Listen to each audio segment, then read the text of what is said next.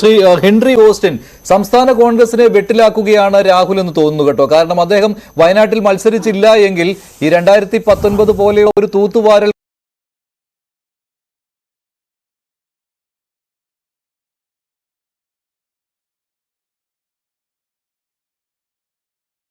India മുന്നണിക്ക് വേണ്ടി രാഹുൽ ഗാന്ധി വയനാട്ടിൽ നിൽക്കുന്നില്ല എന്നൊരു തീരുമാനത്തിലേക്ക് വരികയാണ്.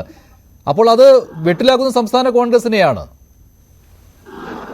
മഞ്ജുഷ്, ഇതൊരു വാർത്ത മാത്രമായിട്ടാണ് ഞങ്ങൾക്ക് മനസ്സിലാകുന്നത്. കാര്യം പാർട്ടിയിൽ നിന്ന് ഔദ്യോഗികമായിട്ട് ഇത്തരത്തിലൊരു തീരുമാനം പുറത്തു വന്നിട്ടില്ല. സ്ക്രീനിംഗ് കമ്മിറ്റിയുടെ കാര്യങ്ങളിലെ ചർച്ചകൾ നടക്കുന്നു. പാർട്ടി ഔദ്യോഗികമായിട്ട് അത് പുറത്തു വരുമ്പോഴാണ് നമുക്ക് സ്ഥിരീകരിച്ച് പറയാൻ പറ്റും. ഇതൊരു CNN ഇന്ന് പുറത്തുവിട്ടിരിക്കുന്ന ഒരു വാർത്ത, പല സ്രോതസ്സുകളിൽ നിന്ന് അവർ പുറത്തുവിട്ടിരിക്കുന്ന ഒരു വാർത്തയാണല്ലോ. അപ്പൊ അത് അതിൻ്റെതായിട്ടുള്ള രീതിയിൽ കാണാനേ കഴിയുള്ളൂ. കാരണം ഒരു ഫൈനലായിട്ടൊരു തീരുമാനം വരുമ്പോൾ മാത്രമാണ് ഒഫീഷ്യലായിട്ട് അതിനെപ്പറ്റി നമുക്ക് കമന്റ് ചെയ്യാൻ സാധിക്കുകയുള്ളൂ. രാഹുൽ ഗാന്ധി തീർച്ചയായിട്ടും വയനാട് തന്നെ മത്സരിക്കുമെന്നാണ് ഇതേവരെയുള്ള സംസ്ഥാന കോൺഗ്രസിന്റെ വിലയിരുത്തല്. അതിനുള്ള സാധ്യത, അദ്ദേഹം സജീവമായിട്ട് മണ്ഡലത്തിലുണ്ട്, അവിടുത്തെ കാര്യങ്ങളിൽ ഇടപെടുന്നുണ്ട്. ഈ അടുത്ത ദിവസങ്ങളിലും അവിടെ സന്ദർശിച്ചിട്ടുണ്ടായിരുന്നു. അപ്പൊ അത് ഞങ്ങളെ സംബന്ധിച്ച് രാഹുൽ ഗാന്ധി വയനാട്ടിൽ തന്നെ മത്സരിക്കുമെന്നാണ് നമ്മുടെ ഒരു കാഴ്ചപ്പാട്. പിന്നെ ഈ വാർത്തകളിൽ വരുന്നത് തെലങ്കാനയിലോ കർണാടകത്തിലോ മത്സരിക്കാം, രണ്ടാമതൊരു സ്ഥലം UP-യിലെ റായ്ബറയിൽ മത്സരിക്കാമെന്നതാണ് വാർത്ത വന്നത്.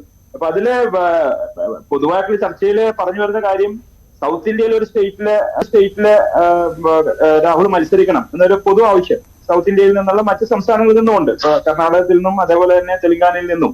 അവിടെ രണ്ടിടത്തും ഇപ്പോ കോൺഗ്രസിന്റെ ഭരണമായതുകൊണ്ട് തന്നെ അവിടുത്തെ ലോക്സഭാ തെരഞ്ഞെടുപ്പിന് കൂടുതൽ ഊർജ്ജം പകരാനായിട്ട് അവിടെ ഒരു സീറ്റിൽ നിന്ന് രാഹുൽ മത്സരിക്കണമെന്ന ആവശ്യം സംസ്ഥാന ഘടകങ്ങളിൽ. പക്ഷേ കർണാടകം എന്ന് പറയുന്നത് സേഫായ ഒരു സ്ഥലമല്ല. കഴിഞ്ഞ തവണ സംഭവിച്ചതാണല്ലോ. ഒരൊറ്റ സീറ്റിൽ ജയിക്കുവാൻ മാത്രമേ കോൺഗ്രസിന് 2019 കർണാടകത്തിൽ കഴിഞ്ഞിട്ടുള്ളൂ. അങ്ങനെ വരികയാണെങ്കിൽ ഉത്തർപ്രദേശിൽ അഖിലേഷ് യാദവ് നൽകുന്ന പോലെയുള്ള ഒരു ഉറപ്പ് കർണാടകത്തിൽ ആർക്കും നൽകുവാൻ കഴിയില്ല.